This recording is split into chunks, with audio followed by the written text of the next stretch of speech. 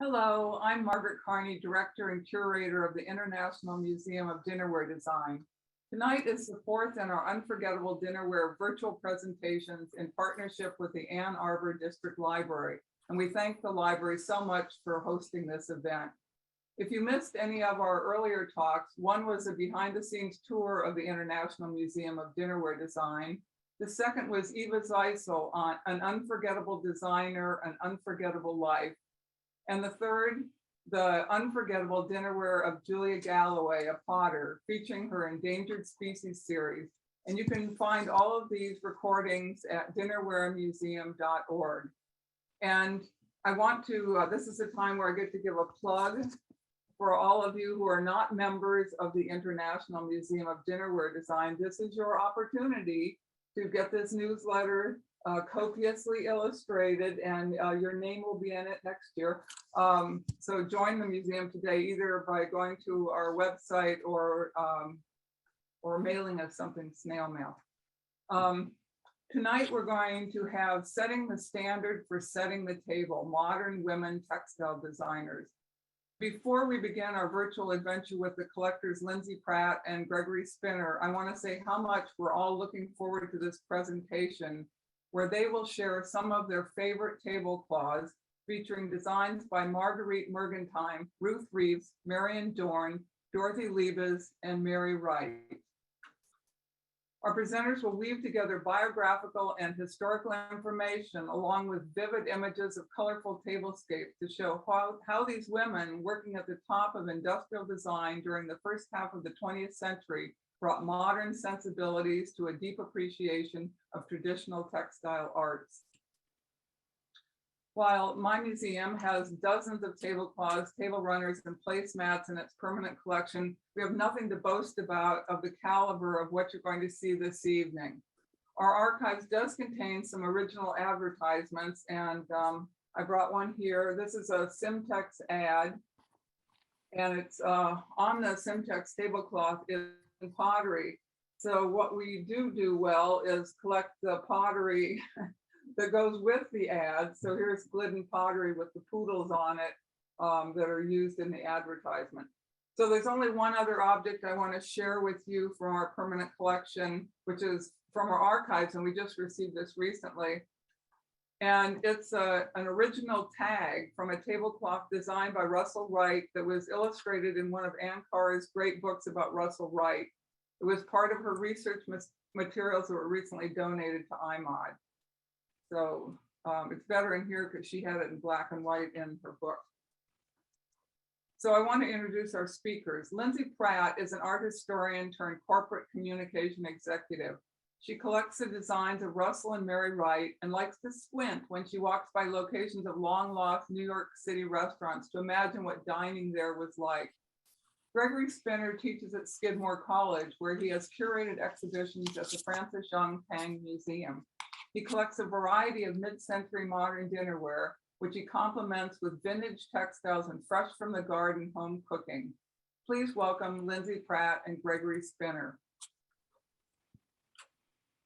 Amazing. Margaret, thank you so much. And thank you to everybody for joining us on this Wednesday afternoon and evening. I'm actually going to do, because you heard that corporate communications thing, so I'm going to pull up our slide presentation. Just give me a moment here. So thank you again, Margaret, Bill Walker, behind the scenes here, the Ann Arbor District Library, some fellow collectors, Scott Vermillion, among others, for helping to facilitate this. A big shout out to Greg and my spouses for just continued support, understanding of the tablecloth collecting, and in my case, ironing the tablecloth. And other domestic support. We also want to give a shout out to some of our fellow collectors who have just been tremendous and gracious in terms of selling us their cloths and also being willing to trade when they know they have acquired something that we would desire. Among them, not a comprehensive list, Adrian Hayes, Antai Bilgatai, Gary Maurer, Scott Vermillion, Chelsea Kalupik, and Melissa Silaji, knew I was going to mess that up, forgive me, a random retro great site on Etsy, not to give away secrets. The staff at Cora Ginsberg LLC, a textile firm, Pam Hogue, also for just doing some amazing designs, a fellow collector and dealer of mid-century modern goods. Check her out at Decorama. We want to thank her for the additional design support. So I thought I would just, kick us over then. Greg, after doing that, do you want to talk a little bit about what we're going to focus on? And then I'll start digging in and we'll look at some beautiful images I already gave you a preview of. So just to echo what Lindsay said, thank you everyone for coming, and thanks to all those people who've made this possible and supported us in our obsession with these vintage textiles. So today we're going to focus on these 5 women designers.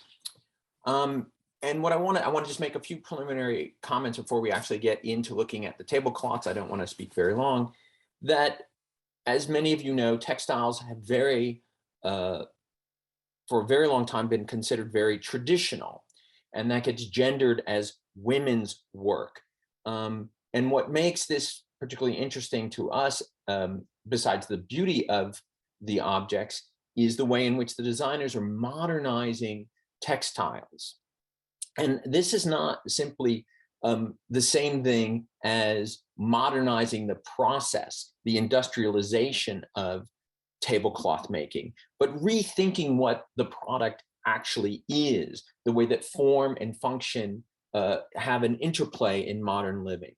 So the designers we're going to talk about today are drawing inspiration from indigenous textiles and folk arts, from all sorts of contemporary ideas, and they're sort of integrating tradition and modernity in their designs. And when they do this, the whole stale hierarchy between art and craft collapses. We would like to point out that these designers knew each other's work. They knew each other in person. They sometimes traveled together.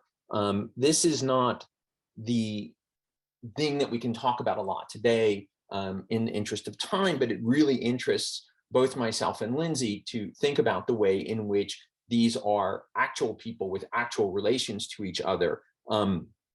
We know that there was an American Union of Decorative Arts and Crafts that met in Brooklyn in 1931, and 3 of the 5 designers were there.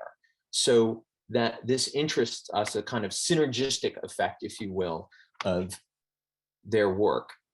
I want to acknowledge that the designers we're discussing today worked in a wider range of textiles than what we are showing you, that they would design carpets and drapes and upholstery or even automotive fabric.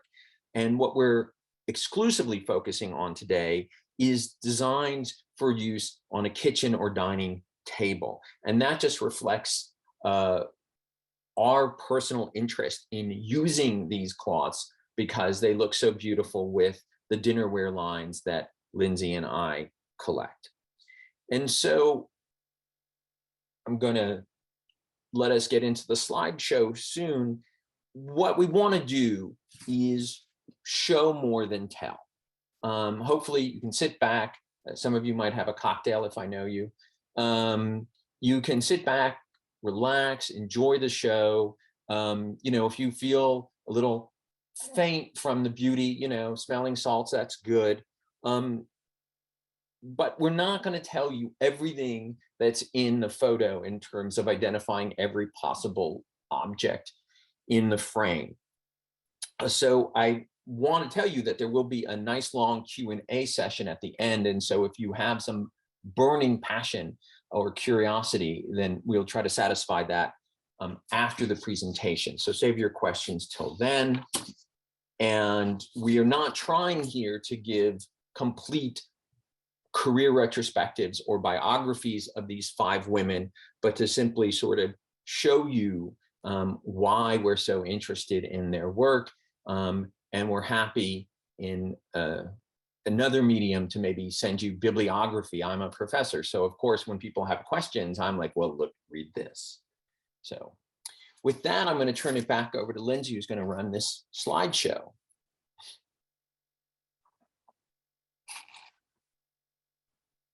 All right, amazing. So we are starting with our first designer, so Marguerita Mergentime. Tremendously humbled and very nervous that I did see some people who are associated with this fantastic monograph that came out a few years ago and really cast her work and her life into the public eye, and we're very grateful for that. I did not see the exhibition. I don't remember why. I regret it, but I pore over this book constantly, and so thank you to some of the folks there. So Greg, I don't know if you want to kick us off, about her, but I just think about things that she touched. And again, many of the other women that we'll talk about tonight also had these similar, working in theatrical spaces, whether this is the launch of Radio City Music Hall, designs and look and feel still very much present today.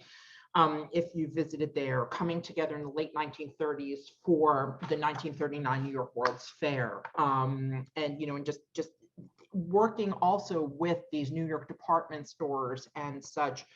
Greg, I mean, to take your words from some of the things that we talked about, just there's a question of sort of these bold colors and designs. Let's show you. I'm going to pull up the first cloth, Greg. I know this is in your collection, so I wonder if you want to talk about this and talk a little bit again about sort of modernism in this just jaw-dropping context. So this is, when you see a floral, some people might think, well, florals are traditional. Florals are sort of par for the course for modern 20th century tablecloths. This is a particularly beautiful cloth. These kind of daisies are called marguerites, and we're talking about Marguerita here. And what I like about this is that a relatively simple design with a beautiful plain use of color, but a bold use of color. I like how towards the center of the cloth, the middle of the daisies of the marguerites shift from the yellow flower head to green there, just a little subtle change in the middle. But it exemplifies this kind of 20th century, let's put a little more color and excitement into the room. A lot of tablecloths before this time of the designers we're talking about might have been plain white lace, which can be elegant. I'm not against some of these other settings, but this was the breath of fresh air that Mergentime and her fellow designers were bringing to American homes. And I love it that it's you can be modern, and it's not Sputnik shapes or things along those lines. And these are I mean, obviously she led a very short but prolific career. And so if you think about these are from 1930s linen cloths, right? So like modernism is not the same as futurism, right? Right. I mean, sometimes we think modernism through the lens of maybe the 1950s, late 50s, Sputnik, right? Space race, right? And you mentioned Sputnik. No, this is an earlier form of modernism. There's a lot of interest in organic forms, and then this is a wonderful cloth because, to point out the obvious, it's asymmetrical, right? So people sitting in different places around the table are gonna sort of get a little bit of a different experience. It's one cloth, but it's not assuming that everyone should see the same thing and sit in front of the same design.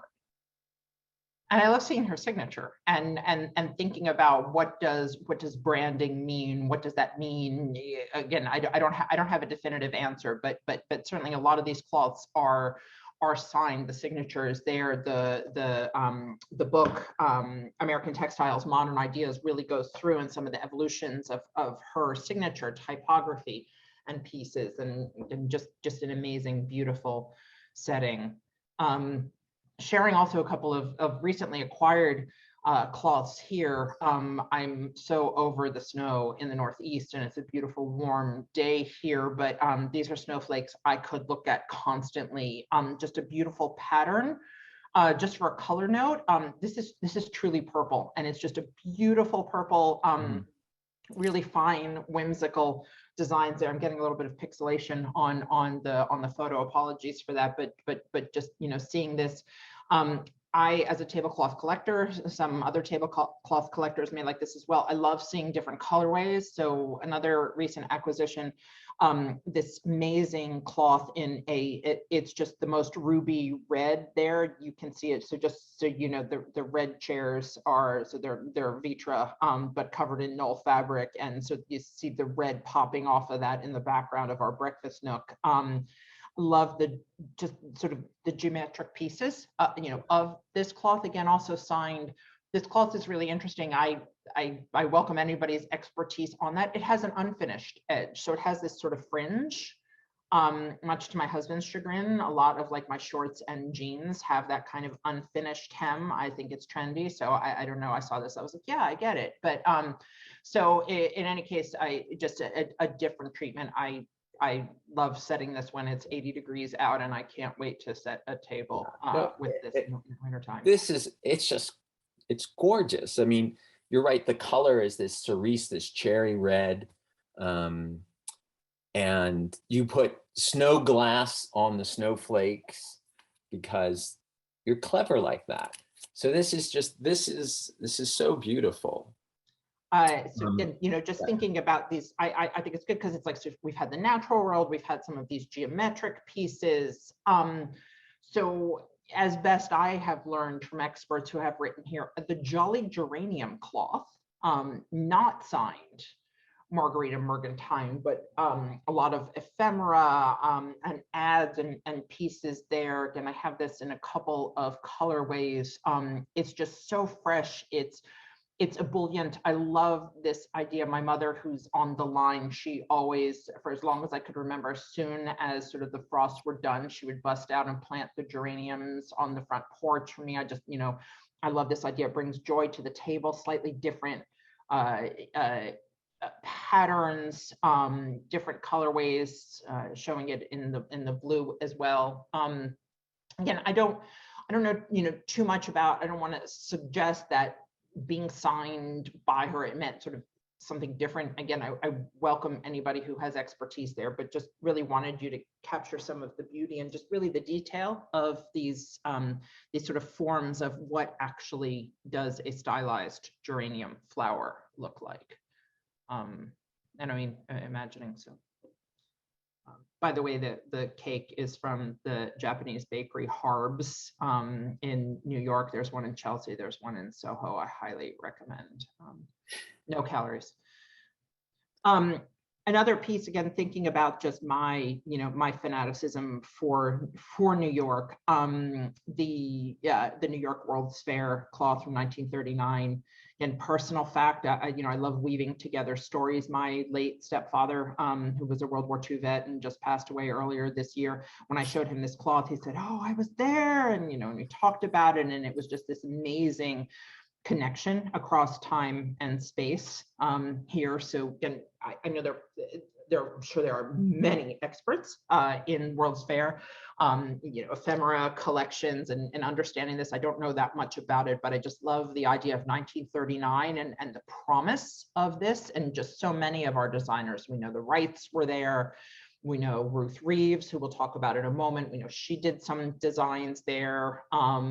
Just obviously a great coming together of creativity and progress, and a really, I don't know, a hope for a future. I realize that's a highly deterministic way of looking at things, but all right. Yeah, I think actually we're going okay on pace, Greg. Did you want to say anything else about this one? I think you're right about World's Fairs, the one in Chicago in 33, and earlier the San Francisco that you know was centered in that Palace of Beaux Arts. And these are events that bring the world to American shores, but also give Americans an opportunity to show off their stuff, right? And so it is a galvanizing force to have we're going to build certain pavilions and we're going to put on exhibitions.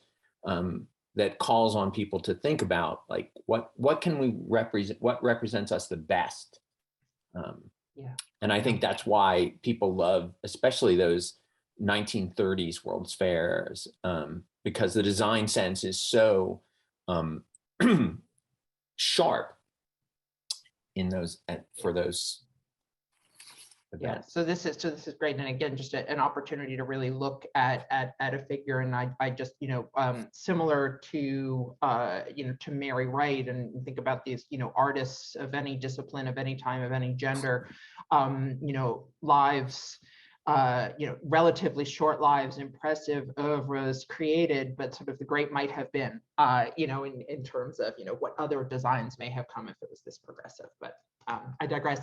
So I did mention Ruth Reeves, and she, in fact, is our next designer that we're going to look at here. And I love, we just grabbed this image on the internet, just a photo of her. If you Google her, you see actually a lot of images of her as a maker come up. So whether it's working on murals or plasters, etc., of WPA, her travels. There's this beautiful photo I didn't include here, but it's early. It's from like the late 19 teens, and she's dressed in Native American garb and just this beautiful, just interest in fabrics.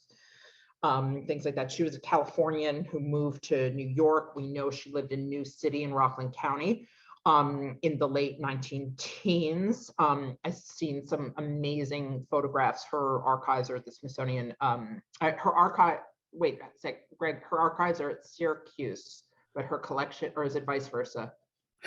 Doesn't matter. It doesn't matter. The collection of textiles from India, which is what she was doing later in life, is at Syracuse, I believe. That's at Syracuse and the rest, but regardless, there are a few images on Smithsonian's site again that are just showing sort of like what the world just outside of New York City, right? If you know Rockland County now, highly populated, dense and such, but still lots of sort of artists living there, and then also ultimately working in Manhattan.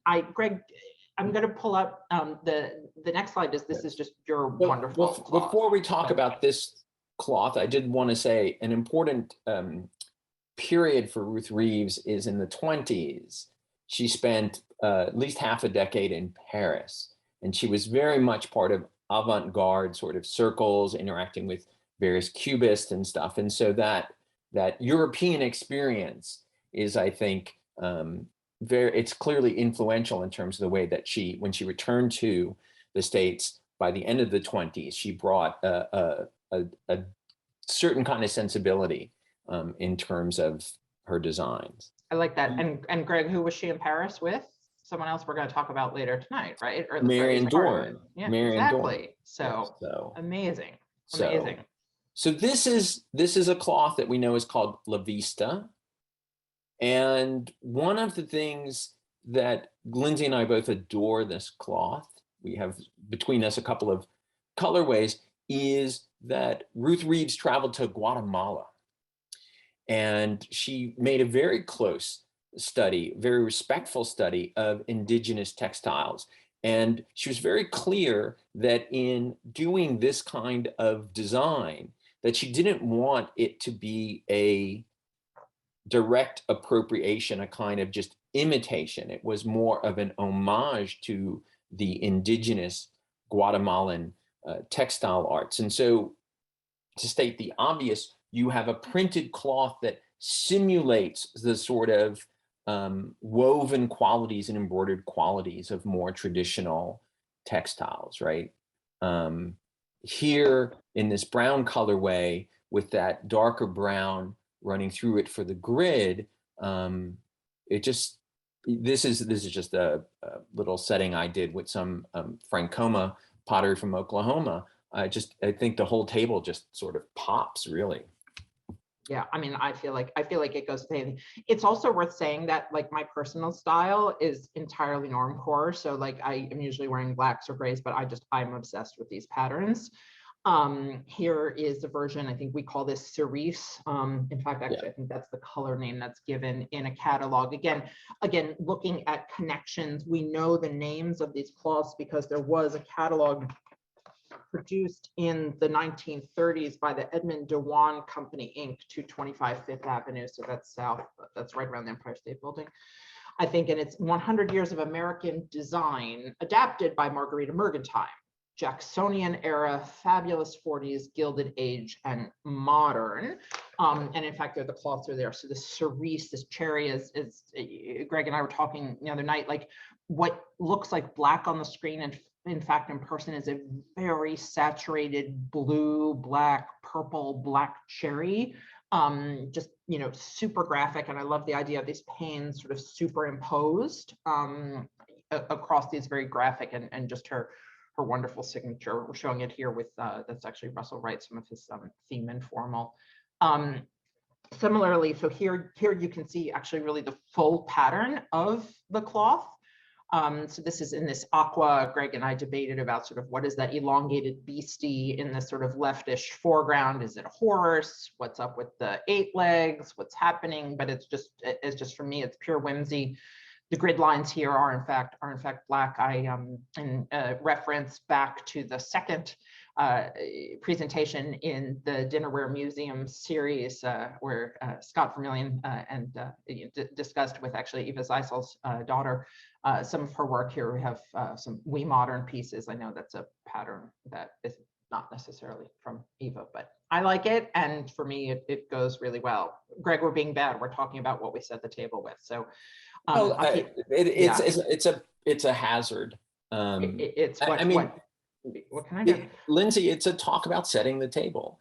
And I think one of the challenges you were pointing out that We Moderns has this pattern on it is I find it challenging sometimes to put a patterned china or dinnerware, because it's not all china, but to put patterned dinnerware on a patterned cloth sometimes can be very tricky. But the way that when it works in terms of creating a mood for whatever you're doing, whether it's sitting down for dinner, or it's just like it's the morning cup of coffee or something like that, you can't beat it for the way it creates an atmosphere.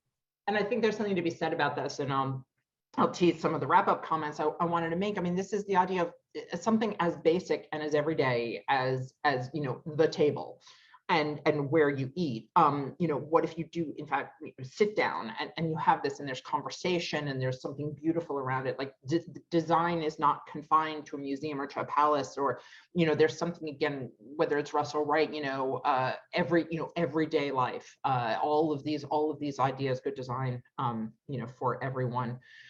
Also showing from this same series, clearly influenced by the Aztec and other South American designs. This is Paloma. This is the largest vintage cloth that I have. It's over 130 inches long. So it is actually one of the few cloths I have that can take the full modern dinner table. I love it. It has these great patterns in it. Again, it is signed and makes a wonderful backdrop, and to use this cloth, and just love seeing these patterns. And then just finally, not confined to doing just tablecloths, placemats also of this same series. I've taken a little bit of an artistic liberty. I'm not sure what those little napkins are. They seem to go with the tablecloth that has that pattern that I think is at the Cooper Hewitt. I think it should be in my dining room, but there's I mean, why is it in Cooper? Why is it there? Why is it there? Are there Cooper Hewitt people on here? Because if there are, talk to me, because it should just come and live here. I'll bring it back when you need it. But in any case, in all seriousness, I love these placemats. These placemats are called ballerina. And Greg and I were looking, and I think we have a little figurine who seems to be in kind of second position with hands on hips. I'm not sure what's going on there. Signed, amazing colors like orange and green. Just love using these. And in fact, have used them for special occasions and not so special occasions, because they just really elevate any kind of experience. And really the food and drink are better when served around and near these. Let's go to Dororthy Liebes. Greg, do you want to just tell us a little bit about, quickly about sort of your views on her? Dororthy Liebes is a very well-known figure.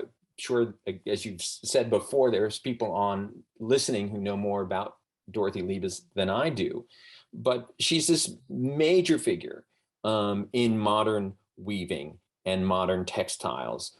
There she is at her own loom. Liebes is known not only for her use of color, but for emphasizing texture, for sort of keeping you constantly aware of the texture of fabric. She was famous for mixing materials. There were certain times that she would work in ticker tape, or that introduction of metallic threads and fibers and stuff like that. So very much about texture.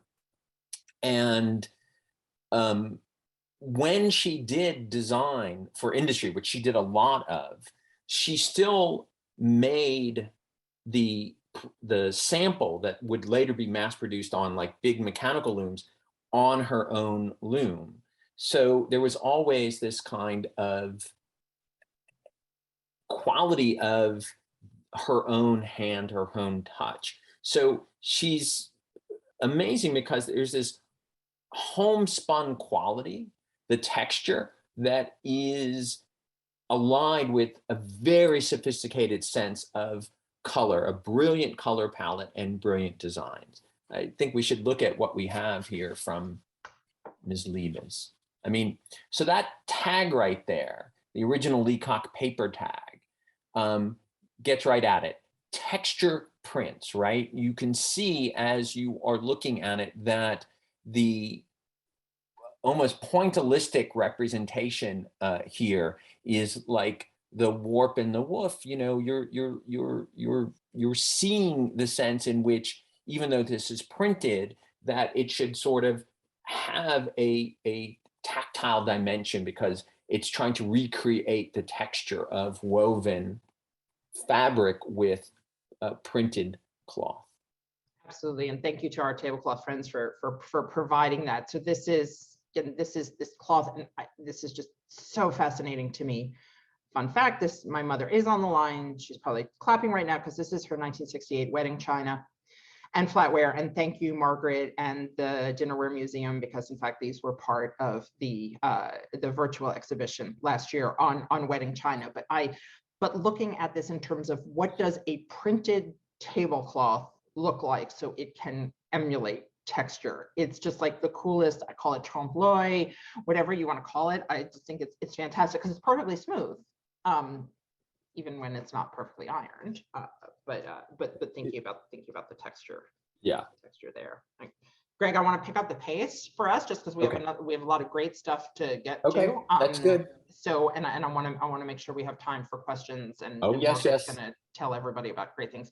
So Marion Dorn. tell us about Marion Dorn. You were reading that book about her husband, which had a bunch of information about her. Well, there's the McKnight coffer, but also there's a wonderful book. I had to get it out of the UK from Christine Boydell. It's called The Architect of Floors. We will put together a bibliography, and we can put it in a PDF. I'm sure the team here can make sure that it goes to folks who participated. But just really, really interesting in the sense of she lives in the late teens.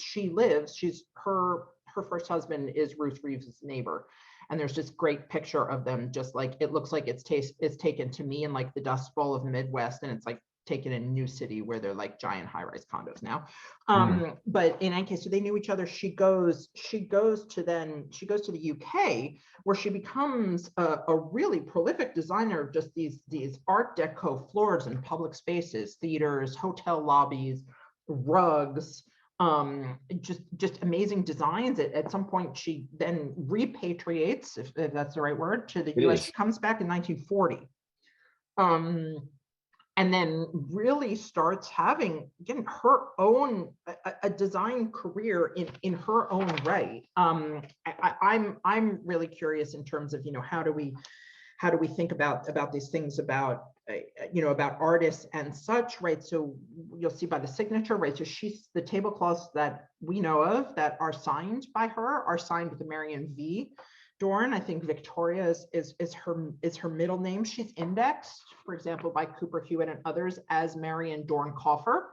Again, I don't know what that, perhaps that was her legal name. I don't know what those things are, but I think, yes, they're a really interesting pair. But I mean, she was a powerhouse in her own right, and working with fabric designers who are still in, you know, in production today. So I kind of like, I just imagine, like, could I walk into the D&D and could I like see her and get some fabrics, you know, and thinking through things, wallpapers, everything, but coming to the table. And then when we show you some of these cloths, Greg, tell me about this. I mean, wow. Yeah, so this is, we know that this was made by Simtex, that there was a series of cloths that Dorn designed, sometimes using the same colors, but different designs. This one's called Courtyard, and they'll sort of piggyback on some of the comments about Dororthy Liebes. You get that sense of texture, right? Like, this sometimes suggests to me almost basketry. Maybe it's more brushstroke, but I just think it sets a wonderful table here, paired with some American modern and cedar green. That's really, great. And she's not shy to go full field, right? Because a lot of times, a lot of these tablecloths, you'll see that, and even in her designs, you'll see that sort of open space in the center, but she's taken it all. Yeah, and she works large, as we'll see in some of these other ones, that because, and this is another one called Hedgerow, that I think it's just a beautiful tablecloth in terms of just enough color, just enough design to create interest. So Lindsay, this does have a kind of little bit of a white open area in the middle, but if you put the dishes in there, it pulls it all together. Yeah. And it's a spectacular setting, and right. And these are, we presume that these are, you know, late 40s or 50s, because there's definitely a blend there, right? You can almost see if you were to enlarge the imagery on the screen. I can tell you that in terms of the hand, that this is definitely a period where we're not working just with linen or cotton. We're looking at synthetics, which had existed for a while, but became more popular with, I think, marketing the idea that they would be easier to clean in certain things. Absolutely. So to your point about scale, right? I mean, this is again, this cloth almost can eat the big modern table here. Horses. It needed a better iron. Yes. Yeah, but you know, again, a theme with these designers: bold use of color, bold design, inventive use of design. And again, the lines here are a bit, they're clearly either ink or brushstroke, right?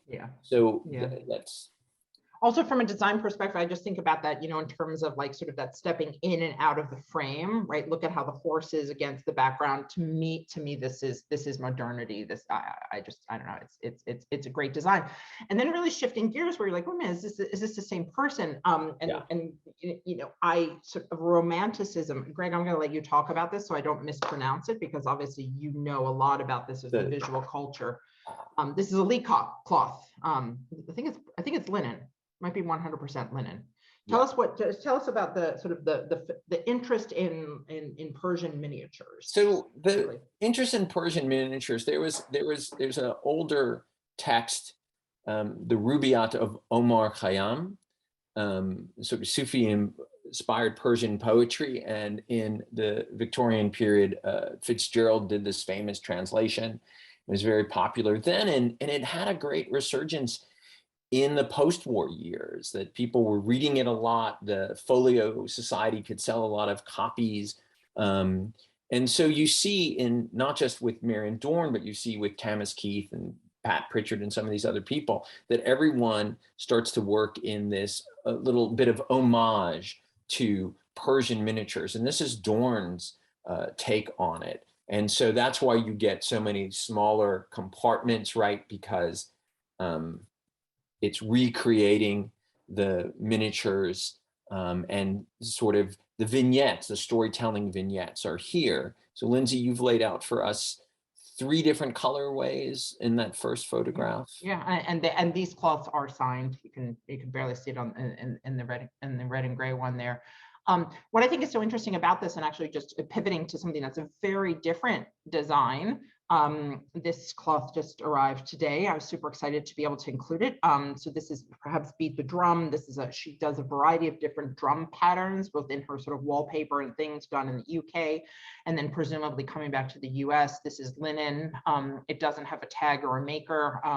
You know, I've seen this cloth around. I was excited to bring it here, but if I think about it, like how different can you get from these sort of, you know, Americanas, like there's the, I think was it something like "Don't Give Up the Ship" is one of the sort of banners that you can see on these drums. So I think of this in terms of like somebody who's working within what are the kind of design themes that people want to see, right? So like if you think about it, like, but to me that's so interesting. In an absence of HGTV, in an absence of social media, how did you know? Like, how were you predicting what people wanted to see? I don't know. To me, that's interesting. That's a subject for another talk. Yes. So, and certainly, I cut us short. Last but not least, last but hardly least, is Mary Wright. And so, if one of the things that happens, I think, with Marion Dorn founded her own company. She ran her own company. She was a serious businesswoman as well as a brilliant designer. But she sometimes gets, there's a bit of that, not to steal the thunder from the conclusion, there's this trope of the designing couple. The Ames, you know, are a prominent example, where what happens is that there's a husband and wife, and they both do design. Sometimes they design together, and the sort of wife sort of falls into the shadow of the husband. And I feel to a certain degree this has happened with Mary Wright, who's just brilliant. And as the spouse of Russell Wright, sometimes does get overshadowed. So I mean, right. I mean, Mary, I mean, this is like, she's my girl. Like, I don't know, like, no offense to my mom who is on the line. Like, I think Annie Wright should be my mother and Mary Wright should be my grandmother. But that being aside, I have a wonderful mother because she indulges this. For this, this is a Mary Wright cloth. It's Sea Gardens. This particular version is definitely 100% linen. I do my best to get sort of the creases out of it. I've said it here actually just for awareness, thinking about she did, I mean, all types of media, from spun aluminum, drawings, and some paintings. Great new book by Jennifer Golub about Russell and Mary Wright at Dragon Rock. Check it out. Yes. Woods, done again, you know, in collaboration with her husband by Cleese Woodwork. The Country Gardens line, some of the, you know, the pottery by Bauer in Atlanta. Small leather goods like these bookends that are heavy, probably leaded, you know, wrapped in leather for snail, just for these snail shapes.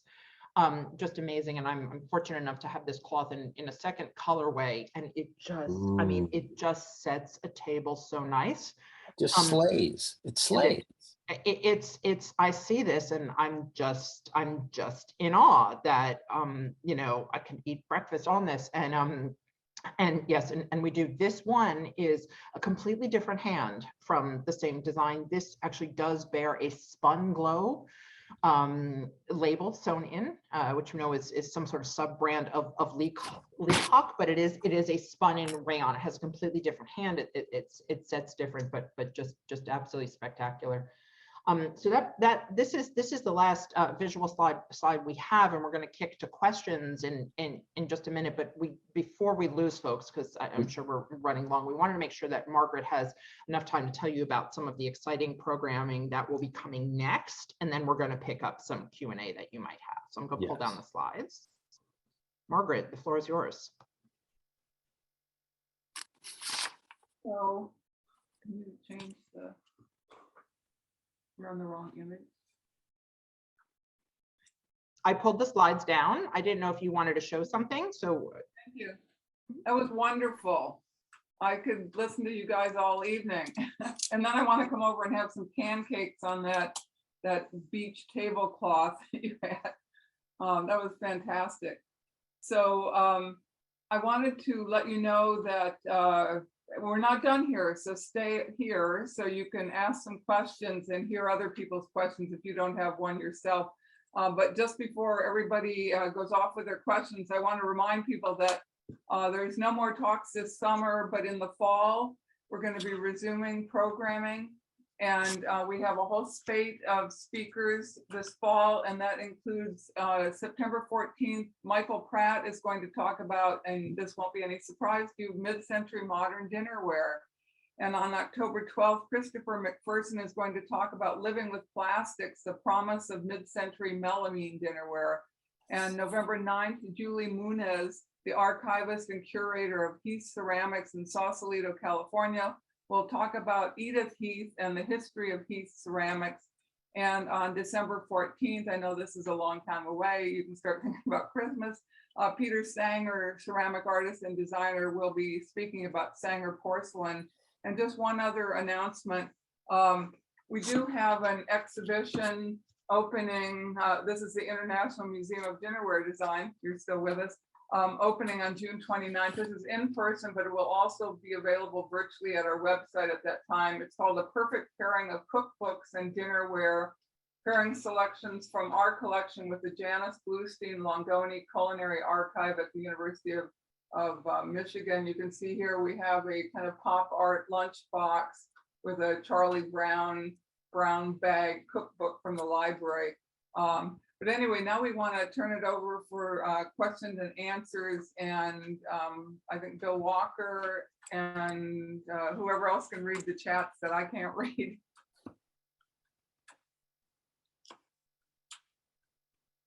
So who has questions for Lindsay and Gregory? I mean, more importantly, who has tablecloths for us, but I'm not subtle in case you can't tell, but no, but we want to hear questions, and it can also be comments. Again, this is, we're passionate about it, So there's a question on the chat. Do you know if these designer tablecloths sold for a premium when compared to non-signed tablecloths? I don't. Greg, perhaps you've come across that in I don't have proof from the 30s. I just wish I had more ephemera that would bear this out. I do suspect that the signed tablecloths were more expensive than other ones. We know that some of the department stores, Lord & Taylor's, Gimbel's, Macy's, that they definitely wanted things to be affordable. They didn't want to price people out of this, but they definitely were working along certain sense of prestige. So I know that Lord & Taylor's later would have exclusive contracts with certain designers. I don't know if it's true in the 30s, but by the 50s, they would advertise things like only Lord & Taylor's has this line. So my sense is that probably you did have to pay a little more for these cloths than for others. Another question is, well, a comment is, this is fabulous. And then the question, where do you get your cloths and how do you protect them? Well, Lindsay gets her cloths from me. That's not, it's only funny to us. So I started collecting tablecloths when my daughter was born, and we decided that we were going to every night sit down for a family meal that we would cook, and we would eat together. And when she was young, we literally found left on the side of the road a stack of Russell Wright American Modern with some Taylor, Smith Taylor Pebbleford. You know, we literally were getting free stuff.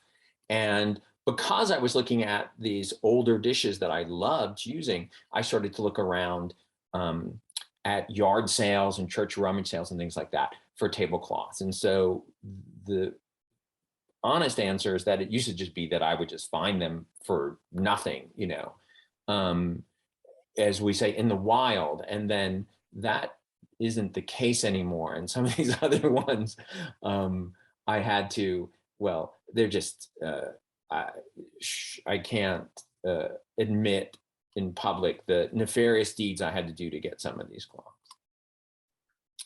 So another question that's kind of related, clearly you're using the tablecloths. Do you throw them in the washing machine like your clothes? No. You So use, the question about care, any of these old cloths, especially linen, I hand wash them. I set them out on a drying rack. If they get any kind of stain, you flip them over to the backside, and when they're a little bit wet, not soaking wet, you put them in the sun, and it's kind of sun bleaching. So as a table cloth collector, I do sort of baby these in the way that dishware collectors will only hand wash their good dishes. so there are apparently thousands of different tablecloths produced in the 1930s through the 1960s. Do we have any idea what size production runs there were for like an average or typical tablecloth?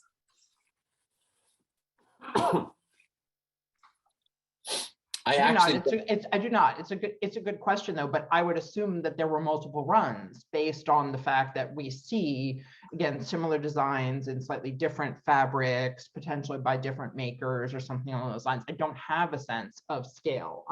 Obviously, I wish there were more out there. I don't have a sense. I feel very much I'm new to this collecting piece, and I personally feel like I've missed the good stuff. But hopefully there's still stuff out there and I have time to find it. So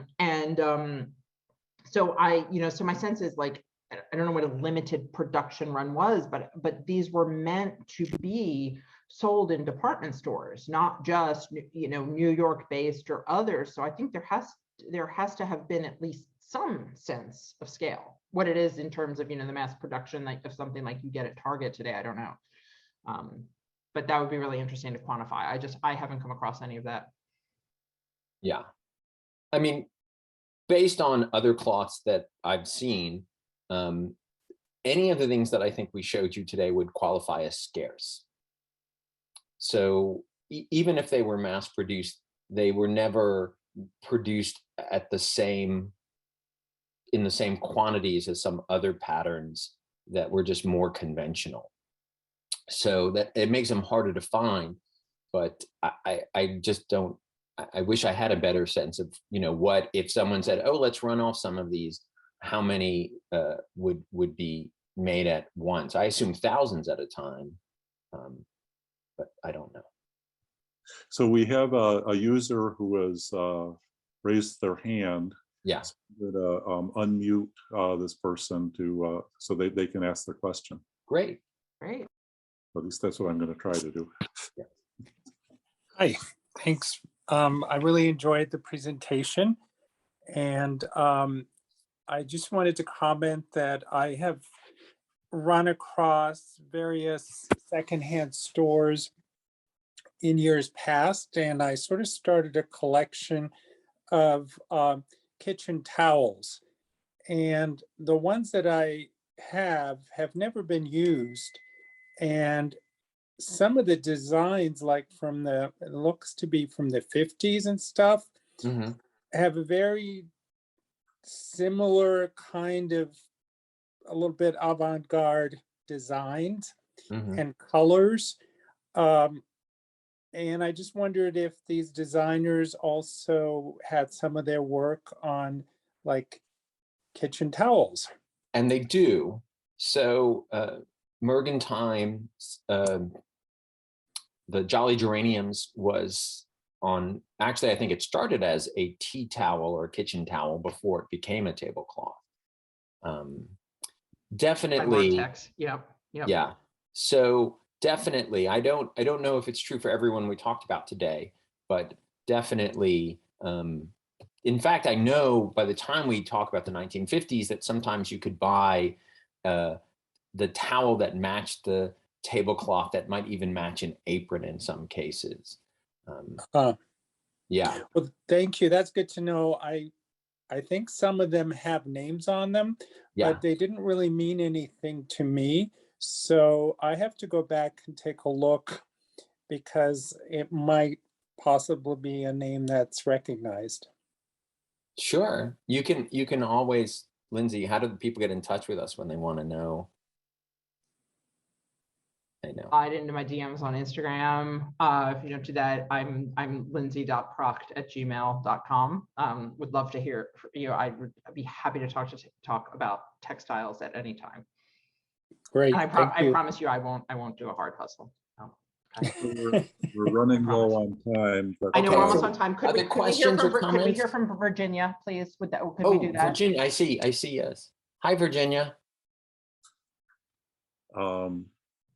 Yeah, Virginia should be unmuted.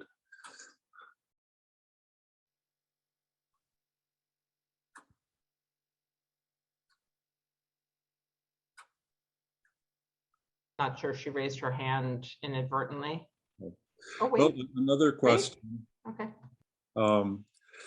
So were the designers ever commissioned by the China companies to make tablecloths, or did they have their own collections based on their style?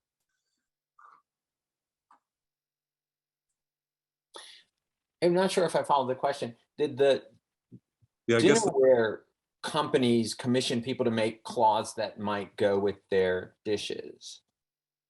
I will say that the textile companies sometimes marketed tablecloths saying, this is the new style of dinnerware that's very popular right now, and therefore we made cloths that will complement them. So they were aware of that. I don't know that I would say it's commissioned. The great counterexample to this is, of course, someone we didn't talk about today. We talked about Mary Wright, but Russell Wright was always thinking about, when he designed textiles, that could be a follow-up presentation about how his own dishes would look on them, right? He was very conscious of how they would pair. Virginia is, I see you, Virginia. Okay. So, hi. Hi. Thank you. This was a terrific presentation. Thank you very much. And I'll just introduce myself. I'm a granddaughter of Marguerita Mergentime. And so it was lovely to hear you speak about her. I just want to answer a couple of questions that people had asked. And even in the 30s, when you mentioned Lord and Taylor, Marguerita did do collections exclusively for them. So that was happening in the 30s. I can't speak to the other designers, but I certainly know that she did it, the 100 Years of American Design. And her nautical and some others were done exclusively. And in terms of signing, I think that perhaps it depended whether the design was requested or commissioned by a manufacturer, or in terms of the Jolly Geranium, Abraham and Strauss asked her to create a towel for them in a design, and it was the Jolly Geranium. And maybe that's why it wasn't signed, because A&S had commissioned it. But that also leads to an answer to another question, which was quantity. That one sold, that was a towel, not a tablecloth, but it sold in the hundreds of thousands. So ending only when the war began and they could no longer get the cloth because it was all going into uniforms and material for the war. So those were just a couple of answers to some questions that I happen to know about, and hope that's helpful. And thank you again. Oh, it's so helpful. And thank you so much for participating, and to remind the audience that there is a book that was published, I want to say 2017, on your grandmother. That's just, it's the book that people should be reading. Oh, thank you. Yes. Thank you. Thank you, everyone. I know we've gone over, but I thank you for those who hung in with us. Again, I'm happy to have you find us and reach out to any questions at any time, but I want to be mindful of we're almost at our clock, right? Thank you very much, Lindsay and Gregory, and thank you all for attending this evening. And if you want to hear this again, to be reminded of everything, it'll be available through the Dinnerware Museum's website and the library's website within the next few weeks. So thank you very much, and we'll see you in the fall.